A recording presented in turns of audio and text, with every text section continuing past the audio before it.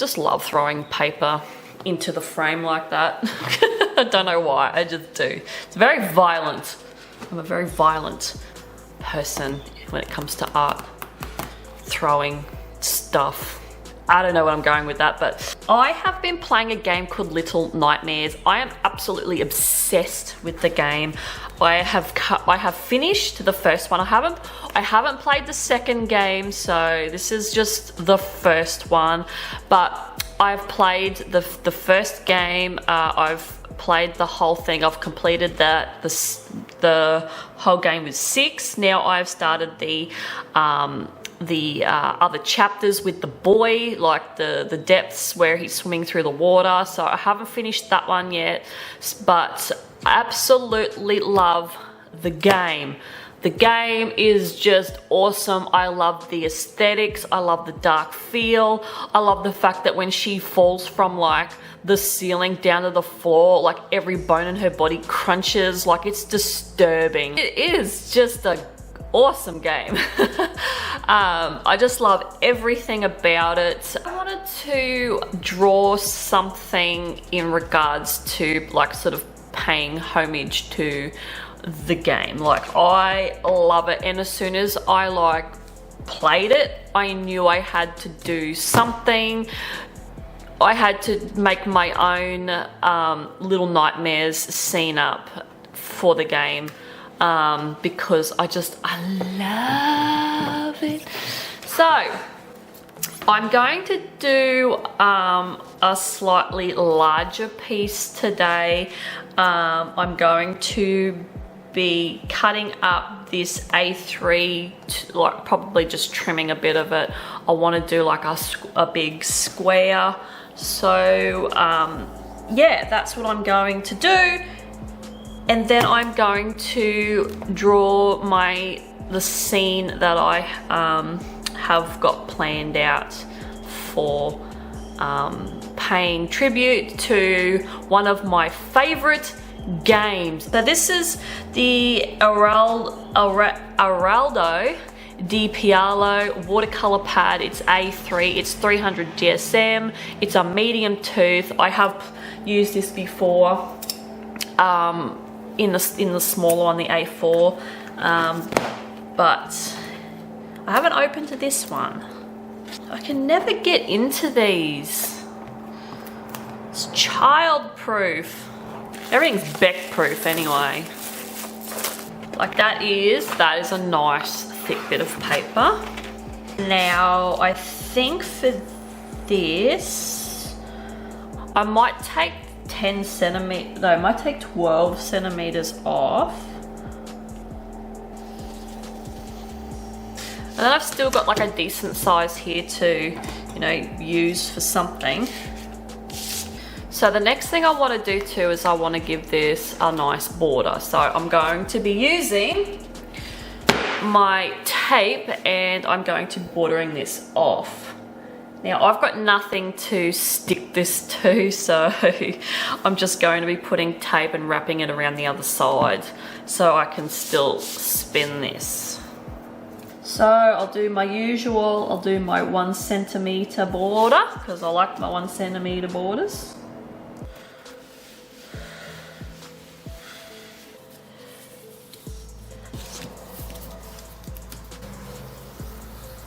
Alright, there we go. So I have bordered off the edge of this piece. So let's get drawing. So I had this idea that I was going to do, but I sort of drew this and then sat on it for a couple of nights and sort of didn't really take to it a great deal. So what I ended up doing then was rehashing it here and sort of doing like a pose where I still want to make her, the idea is to make her a little bit evil because I feel as though 6 is a little bit, I feel as though she has like this bad streak, and that shows when she ate the rat, which is nothing, but that was pretty gross. But then she ate the gnome. She killed and ate the gnome. So that to me is some, you know, some crazy shit. So the plan I want to do for her is make her very evil and have like this hook coming out of her mouth. She's in this pose like she's jumped up in the air to get this hook into her mouth. She's got a key, which is like a pretty dominant thing throughout the game where you unlock doors. I've got a key, there's a gnome hanging off the key. She's got a lighter in one hand because that is like one of the main things in the game is she uses to light up the lanterns for the saving the game, and the candles and all that sort of stuff. Sort of, they're not checkpoints.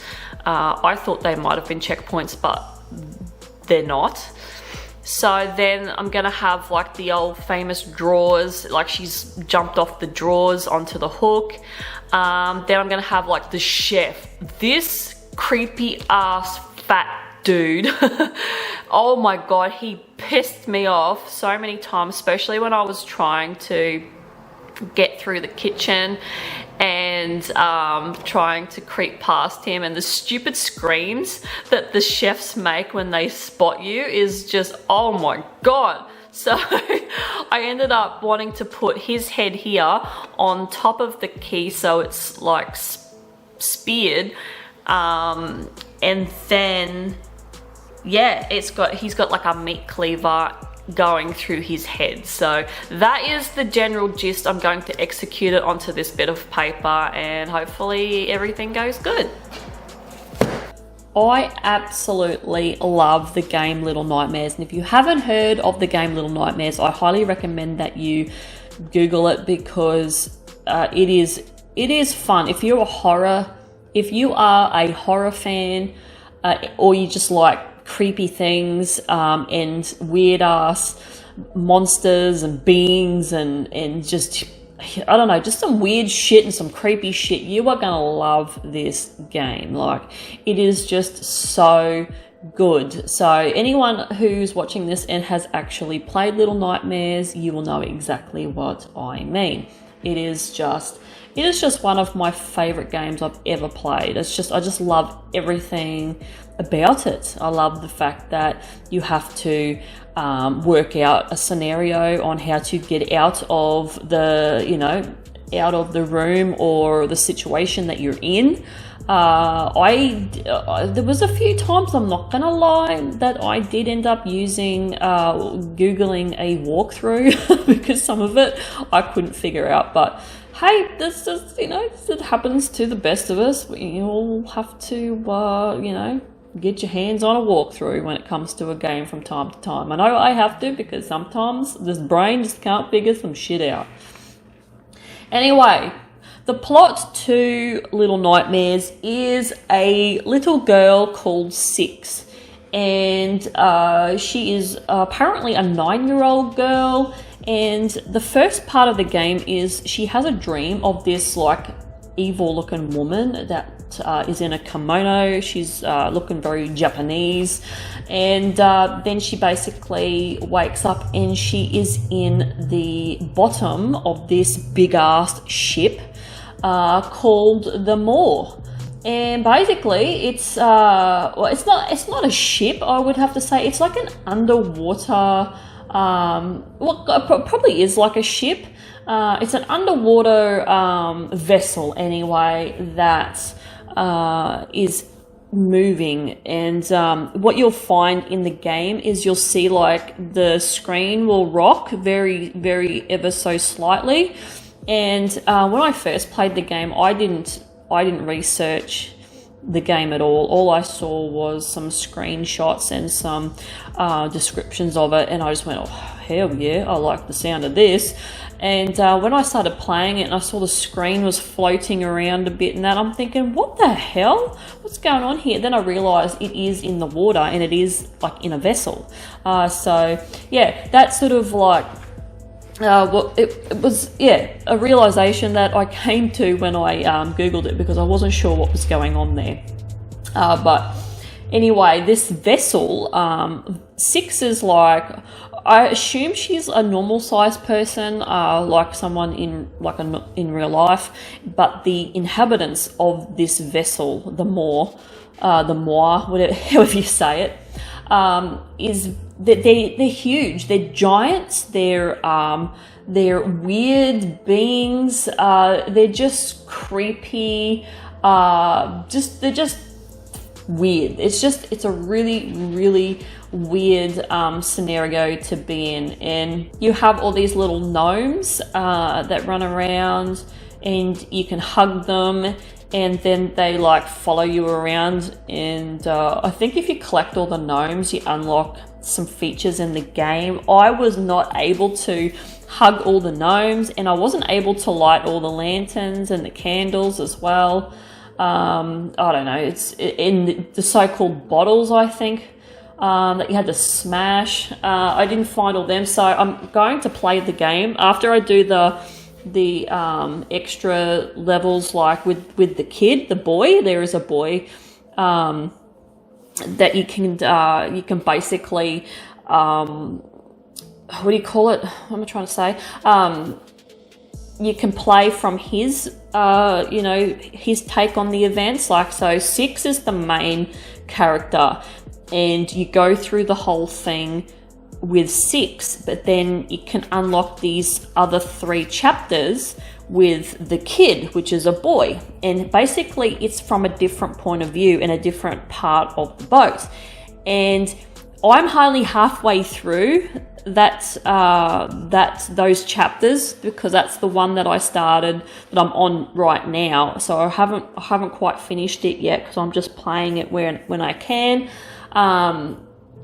But yeah, he does cross over with Six, and the part that so far he crosses over with is when Six is in the cage, and then his cage gets dragged away. So yeah, it's such a good game. I just absolutely enjoy. I enjoy it, as you can tell. Yeah, it's just awesome, and it is very creepy, and it is basically like, it is a horror. It's a horror game. It gives you the chills at times, and so like I have a tendency to play this game. Well, when I was first played it, I completed the whole thing with Six in 4 days. I just was playing it for like hours each time, and one of the times, just before I completed it, I did like a stint from it was like 10 o'clock at night right through to 2:30 in the morning. This was on a Saturday night too. I just played the shit out of the game, and yeah, I woke up the next day feeling like shit after that, but it was totally worth it. Like, I'd do it again. I'd do it again and sit up and play that game. And yeah, I'm playing this on the PS5. I ended up getting a PS5. I had to order one, and it took me 3 months to get one. But a place here in Australia called JB Hi-Fi rang me up and told me that they finally got me one in. So I went down and got it. So I'm very happy. I thoroughly enjoy the PlayStation 5. But anyway, that's going off on a bit of a tangent.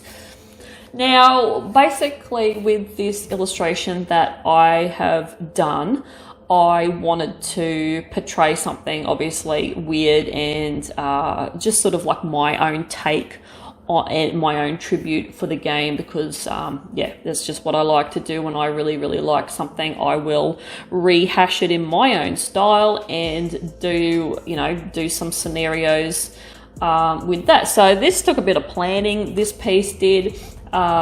Definitely took quite a few brainstorming sessions. As you saw, the first one I wasn't a big fan of, with her just standing there, because I was going to give her the powers that she sucks from the geisha looking woman at the end, because she does sort of get these powers. I sort of was going to take that route, but then I sort of thought, oh no, I think I'll stick to like more of like in gameplay type of scenario.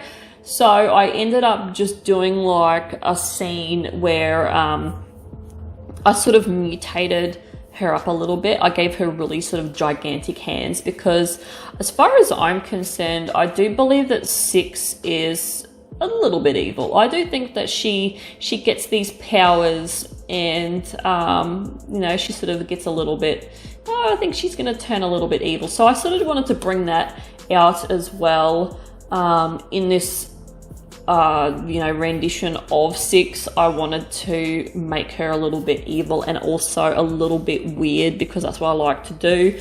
I wanted to make her a little bit weird, so I gave her some really gigantic hands, but I sort of kept her feet within proportion, I should say, because I sort of felt as though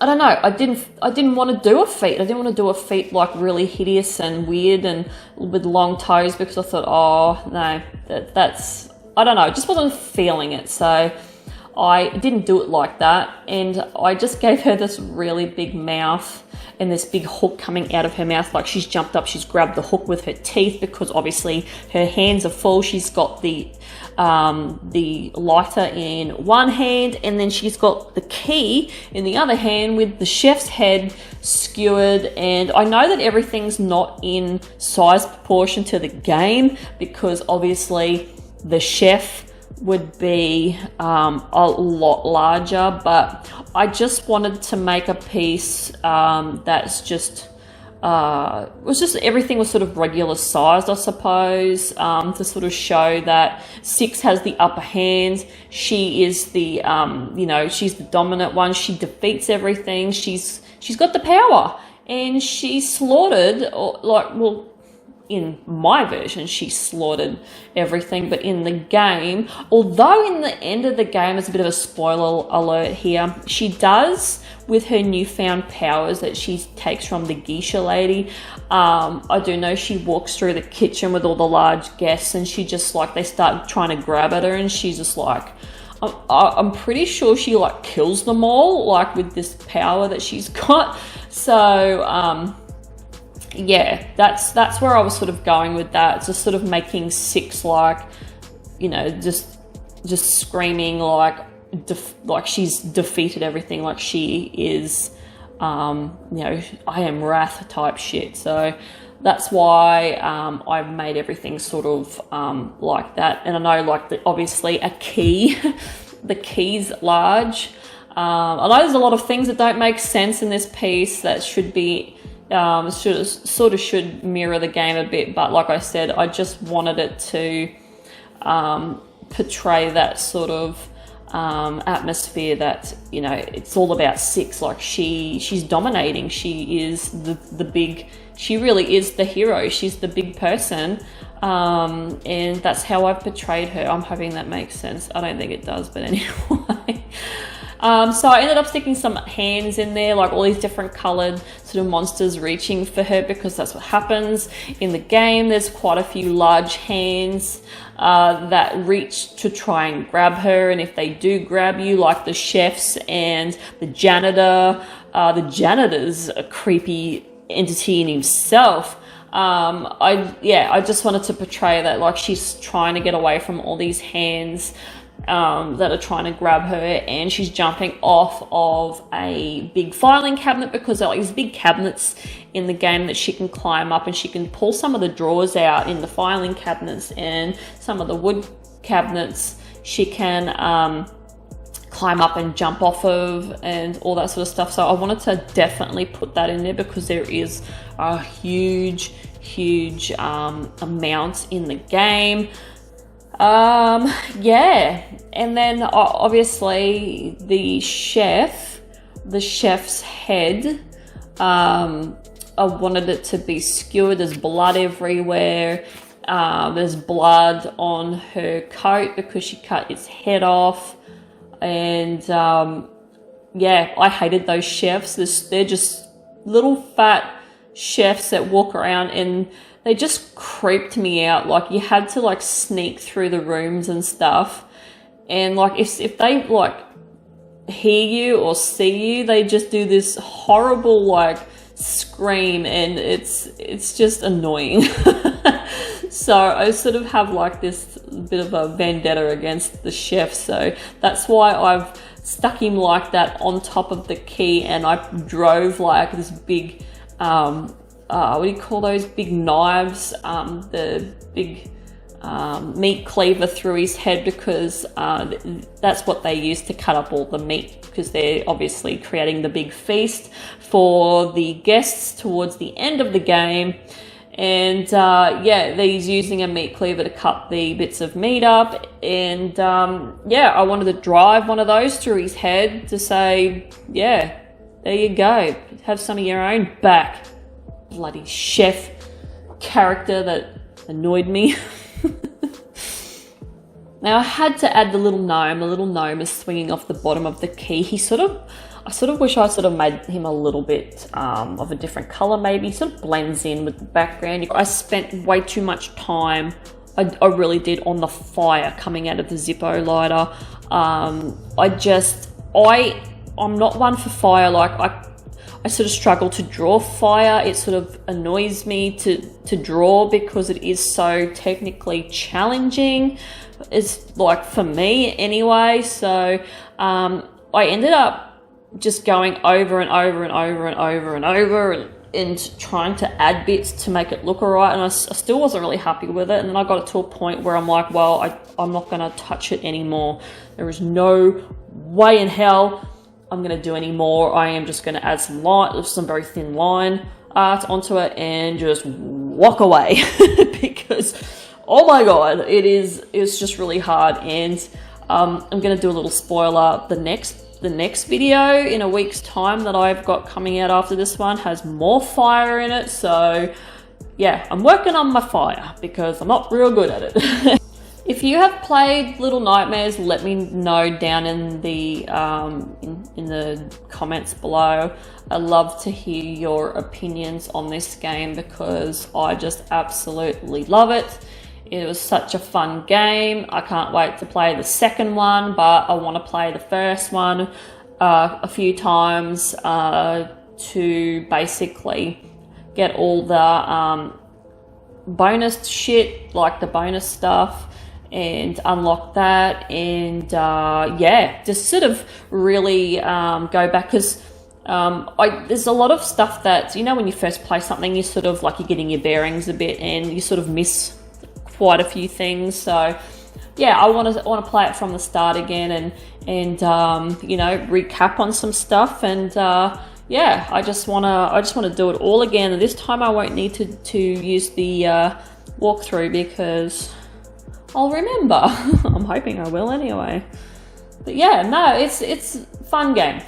If you haven't played it, highly recommend it. If you are a horror buff and you like sort of trying to get yourself out of like a situation and progress by working out what you have to do in a room. That's basically what it is. Sometimes some rooms you've got to do something in this room to then go up to another room and then, you know, go back down to that room to do it. But yeah, other than that, yeah,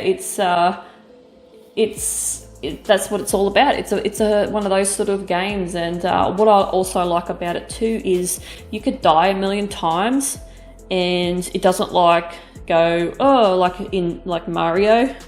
I remember playing Mario where you would only get like 5 lives and then you'd just get reset back to like the stage where you had to redo it again, even if you got to like certain checkpoints.